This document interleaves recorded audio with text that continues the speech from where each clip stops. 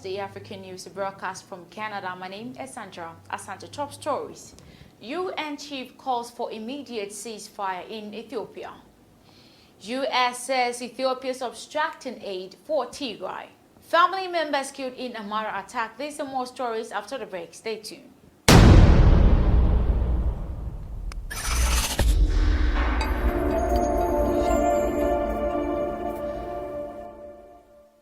You're welcome back from the break. Thank you so much for staying with me. To my first story, the United Nations Secretary General has again called an immediate ceasefire in the Ethiopian region of Tigray, where government forces and forces have been locked in conflict since November. Antonio Guterres described the humanitarian condition in Tigray as hellish and said aid agencies need unrestricted access.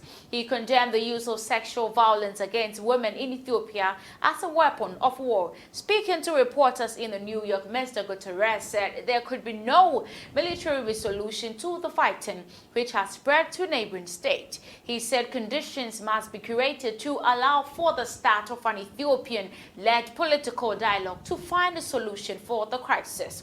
Such dialogue can contribute to addressing underlying causes of conflict to ensure Ethiopians' voices. Such a dialogue can contribute to addressing the underlying causes of Ethiopia's conflict and ensure Ethiopia's voices direct the pathway to peace, he stated. Millions of people have been displaced and hundreds of thousands are living in famine conditions. Still in Ethiopia, the head of the U.S. Agency for International Development, USAID, has blamed the Ethiopian government for the shortage of humanitarian aid in the country's northern region of Tigray.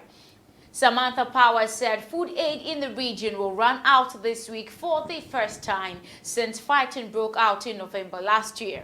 This shortage is not because food is unavailable, she said, but because the Ethiopian government is obstructing humanitarian aid and personnel, including land convoys and aid access. Air trucks have been unable to leave the town of Samara in the neighboring Afar region, currently the only access land route into Tigray. The UN has separately told the BBC more than 108 trucks are stuck on this route. The breakdown of a scanner at a checkpoint along halted the movement of trucks around 5 days from August 13th. The UN says the scanner has been repaired, but insecurity is now holding back the trucks. The Ethiopian government has justified searches at the checkpoints along the route, saying it has responsibility to ensure and guarantee security. We move to the Amara region, and at least 5 members of a single family, including a child, were killed by heavy artillery in the Dabritabo town in Ethiopia's Amara state, a local official has told the BBC.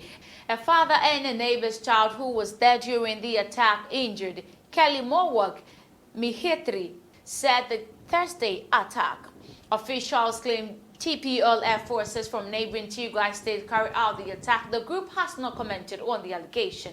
Mr. Kelly Mewak said 4 separate sites, including homes of a hospital in the town, were hit during Thursday's attack. Earlier this month, TPLF forces were accused of killing close to 240 people, including 107 children who had sheltered in health centers and schools in Afar.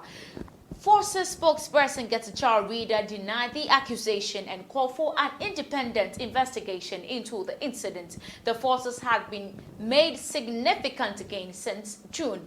There is, however, concerns that the war, which has already killed thousands and displaced hundreds of thousands, will intensify as the government prepares to reserve its losses. We move to Sudan now, and Sudanese Prime Minister Hamdallah Hamdok met in Juba on Thursday with South Sudan's President Salva Kiir and his first deputy Riek Machar to discuss the stalled implementation of security arrangements. In a statement released in Khartoum, the official Sudan news agency said that Hamdok, who is also the IGAD chair, held a closed-door meeting with President Kiir to discuss the implementation of the revitalized peace arrangement before another meeting with his accompanying delegation on bilateral ties.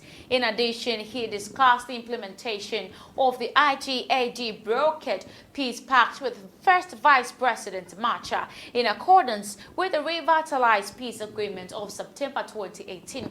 The government and the opposition agreed in a workshop on the transitional security arrangement held in Khartoum that the unified national army would be formed in equal numbers, 50% by the government and 50% by the other signatory groups. But the ongoing talks in Juba are deadlocked because of the delegation representing President K's proposed force and the rest of the former opposition groups, pointing to the many defections in the ranks of other signatory groups.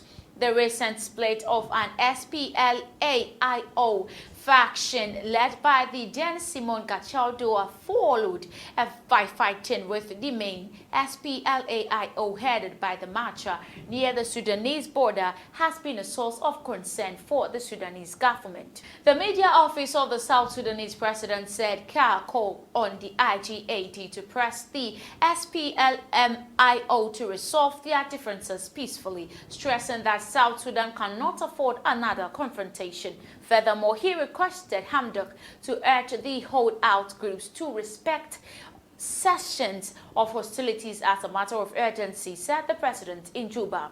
On August 17th, President Keh accused the South Sudan Movement Opposition Alliance of killing civilians on the Juba-Nimoli Road. The non-signatory groups strongly deny the fallacious claims and accused the government army SSPDF of the armed robberies. The visiting prime minister and his interlocutors discussed bilateral relations.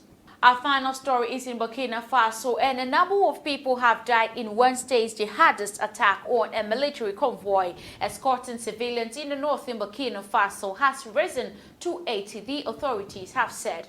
Nearly 60 of the victims were civilians. The others were soldiers and members of the pro-government militia. 8 Islamist militants were also killed in an attack near the town of Al-Binda, according to the country's information ministry.